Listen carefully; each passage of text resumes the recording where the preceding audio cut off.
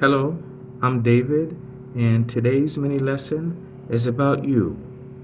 That's right, you heard it correctly, about you. In reality, it's about the plural of you, which most of you uh, have learned that it was you. But there are some variations depending on regions and cultural influence. Some of these examples are yints, which you find in western Pennsylvania, in the Pittsburgh region.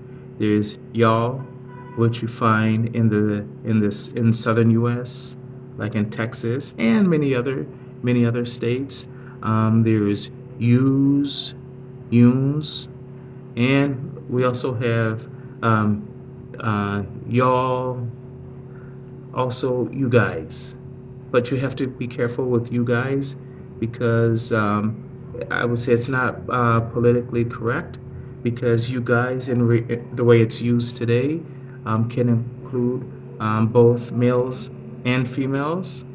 But I guess it's not proper to call females guys, so you have to be careful about using that one.